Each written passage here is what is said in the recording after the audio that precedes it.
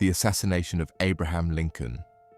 The conspiracy that wasn't supposed to stop at one man. He wasn't the only target that night. 3 men were supposed to die within the same hour: the President, the Vice President, and the Secretary of State, in a coordinated attempt to decapitate the entire American government just days after the Civil War finally ended. Only one assassin actually went through with it. By April of 1865, the American Civil War was effectively over, with Confederate General Robert E. Lee having formally surrendered his army just 5 days earlier, and the nation, exhausted after 4 years of devastating conflict, was beginning to grapple with the enormous challenge of reunification and reconstruction. John Wilkes Booth, a nationally famous stage actor and committed Confederate sympathizer, had spent months developing an earlier, considerably less violent plan to kidnap President Lincoln and use him as leverage to force the release of Confederate prisoners of war, a plan that collapsed entirely once Lee's surrender rendered the broader Confederate cause effectively finished.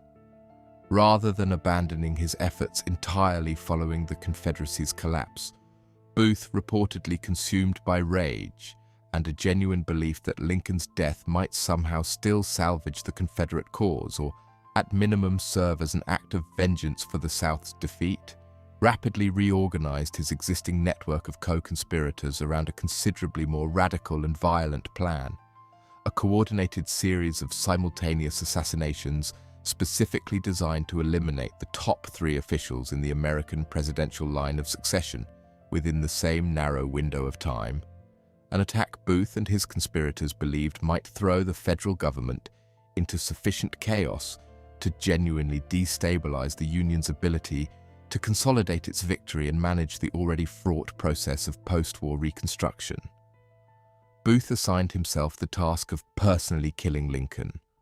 while co-conspirator Lewis Powell was assigned to kill Secretary of State William Seward, and George Atzerodt was assigned to kill Vice President Andrew Johnson, with all 3 attacks planned to occur at approximately the same hour on the night of April 14th, 1865, just 5 days after Lee's surrender.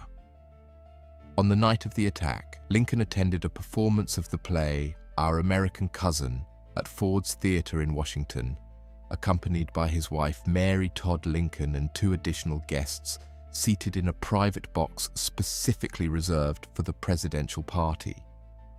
Booth, whose fame as a professional actor granted him easy, unquestioned access throughout the theater building, including familiarity with the presidential box's specific layout and security arrangements, waited until a particular moment in the performance he knew from experience would draw the loudest audience laughter, using the resulting noise to help mask the sound of his approach and the gunshot itself, before entering the box and shooting Lincoln at close range with a single-shot Derringer pistol. Major Henry Rathbone, one of the guests seated in the box alongside the Lincolns, immediately attempted to physically restrain Booth following the shooting,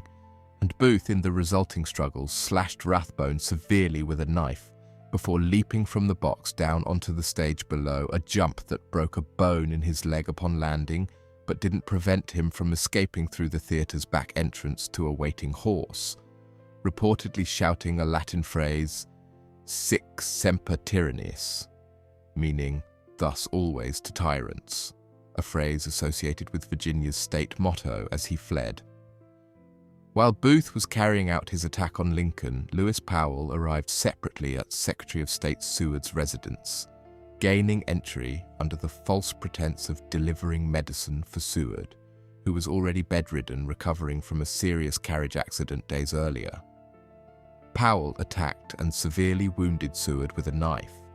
along with several of Seward's family members and household staff who attempted to intervene, though Seward himself survived the attack, likely saved in part by a medical neck brace he happened to be wearing at the time as part of his ongoing carriage accident recovery, which provided some incidental protection against Powell's knife attack. George Atzerodt assigned the task of killing Vice President Andrew Johnson, ultimately lost his nerve entirely and never made a genuine attempt on Johnson's life, instead spending the evening drinking heavily at a nearby hotel bar before fleeing the city. A failure of resolve that meant the broader conspiracy's goal of simultaneously eliminating the top 3 officials in the presidential succession ultimately only partially succeeded, with Lincoln dying from his wound the following morning, Seward surviving his considerably brutal knife attack, and Johnson remaining completely unharmed and untargeted in any genuine sense. The manhunt that followed Lincoln's assassination became one of the largest and most intensive in American history up to that point, with federal authorities eventually tracking Booth to a Virginia farm 12 days after the assassination, where he was cornered inside a barn that Union soldiers ultimately set on fire to force him out,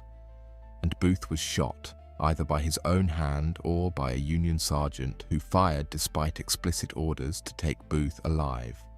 a detail that remains genuinely disputed among historians studying the specific circumstances of his death, dying from his wound within hours. The subsequent conspiracy trial resulted in the conviction of 8 individuals connected to the broader plot, with 4, including Lewis Powell, George Atzerodt, and Mary Surratt, the owner of the boarding house where conspirators had met to plan the attacks, being sentenced to death by hanging, Mary Surratt's execution proving particularly controversial both at the time and among later historians, given genuine, ongoing historical debate regarding the actual strength of the evidence connecting her directly to advance knowledge of the assassination plot itself, versus simply having unknowingly hosted meetings where the plot was discussed. What makes Lincoln's assassination endure as one of history's most significant political killings isn't simply the tragedy of losing a president widely credited with preserving the Union and ending slavery at the exact moment the war he'd led the nation through had finally concluded, but the specific, broader scope of the conspiracy that carried it out, a coordinated attempt to eliminate an entire government's leadership simultaneously that ultimately succeeded in claiming only one of its 3 intended targets, a partial success that nonetheless permanently altered the course of American Reconstruction.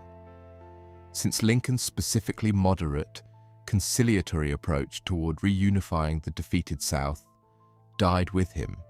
replaced by a considerably more contentious and ultimately troubled Reconstruction process under Johnson's less capable, more conflict-prone leadership in the years that followed. If stories like this, where a conspiracy's partial failure still permanently altered the entire course of a nation's history, are exactly what you come here for, subscribe to The Grave Details, because history holds more stories like this than most people will ever know.